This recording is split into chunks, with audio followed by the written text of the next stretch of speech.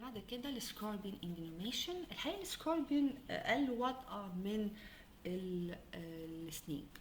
هو خلينا نقول جنرالي كده السكوربين اللي انا ما عنديش انتي فينين ممكن اعالج العيان سيمتوماتيك، دي حاجه، بلس ان الانتي فينين ممكن يتاخد اي ام او انتراماسكولار، لكن السنيك لا، لازم يتاخد اي في ولازم ياخد الانتي فينين عشان يقدر تكيور، والا هنخش في مشاكل كبيره جدا.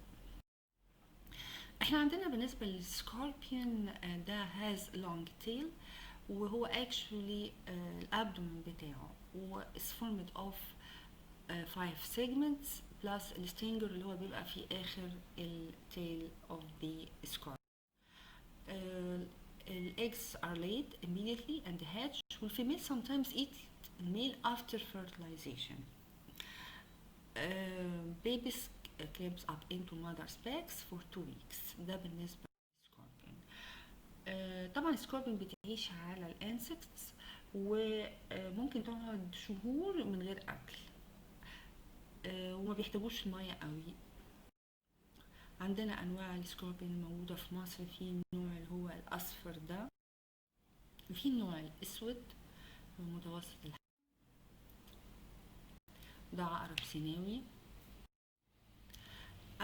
السكوربين فينم برضو في انواع منه. الكومبوننت ممكن يبقى ميوكوبوليساكرايدز، هايلورينيديز، سيروتونين، هيستامين، بروتيز انهبيتور، هيستامين ريليزر، نيوروتوكسين، انابروميتي 70 امينو اسيدز. ده الميكانيزم اوف توكسيستي اوف سكوربين فينم. هو بيشتغل على الصوديوم بوتاسيوم ديبندنت فولتج ديبندنت هو كالسيوم شانل، بيعمل spontaneous depolarizations، وده بيخلي فيه stimulation of sympathetic and parasympathetic system. بتلاقي clinical pictures مثلا لو عمل لها grading، grade 1 بيبقى فيه local pain وبارتيزيا، وبعد كده grade 2 تلاقي pain away from the side of the sting. grade 3 بيحصل one of or more of systemic effect, and grade 4 هنلاقي all the manifestations will appear. manifestations ممكن تظهر لنا مع السكوربيون بايت. generally ممكن يبقى في sweating، بتلاقي دايما characteristic called extremities despite truncal hyperthermia، يعني هتلاقي درجة حرارته عالية جدا توصل ل 42 واطرافه ساقعة. هتلاقي vomiting، diarrhea، hematemesis، cranial nerve dysfunction، blurred vision، disturbed eye movement، dysphagia، excessive salivation. ممكن نلاقي neurological dysfunction، involuntary movement، jerky motility، agitation، restlessness and confusion, convulsion, altered conscious level or coma, malignant hyperthermia. وcardiovascular manifestation tachyarrhythmia, hypertension, heart failure, hypotension, circulatory collapse, cardiomyopathy and toxic myocarditis. ECG هنلاقي depressed SC segment و inverted tube اللي هو injury pattern اللي هو ischemic pattern، ischemia أو myocardial ischemia.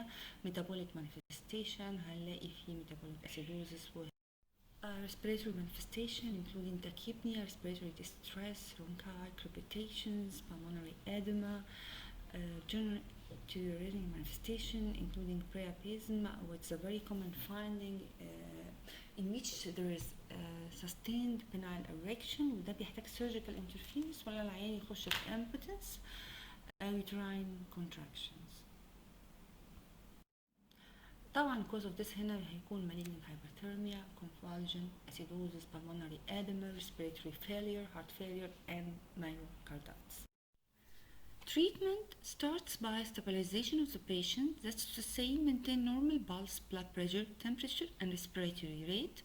Prophylaxis, antibiotics and antitetanus if the patient is not immunized, and painkiller. Specific treatment if the antivenom or scorpion antivenom could be given intramuscular starting by 1, 2, 3 ampoules in mild cases to moderate cases. In severe cases we may give it up to 5 ampoules, but it should be given intravenous. The hypersensitivity test here could be performed before administration of the antivenom because if the patient is hypersensitive, we may give him symptomatic treatment and it will be effective. That's to say, for example, cooling in hyperthermia, corticosteroids in pulmonary edema, or myocarditis. So the good news here, if the patient is hypersensitive to the antivenom or the antivenom is not available, treatment could be very effective symptomatically. Hymenoptera envenomation, that's to say bees, wasp, and ant. The main three components of the venom include melitine, phospholipase A2, and hyaluronidase. Phospholipase A2 is the major allergen, and melitine causes disruption of the cell membrane and liberate potassium and biogenic amine. That's to say, the main effect of the bees, wasp, and ants stings is allergy. clinical picture طبعا normally بيبقى فيه immediate pain مكان الستينج وتلاقي فيه ويل وفلير رياكشن لوكال اديما without systemic reaction. لكن لو في هاي دوز يعني في multiple stings هتلاقي بدأت تظهر vomiting ودايريا and syncopal. much higher dose اكتر من 500 stings دي هيدخلنا بقى في complications اكبر.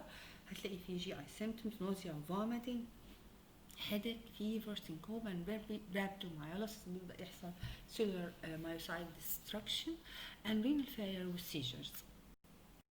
التريتمنت برضه ما عنديش هنا انتي فينوم. التريتمنت سيمتوماتيك طبعا بنشيل الستنج مكان الذنب بتاع الواسب او البي بنشيله من مكان الستنج وبنحط ايس عليها.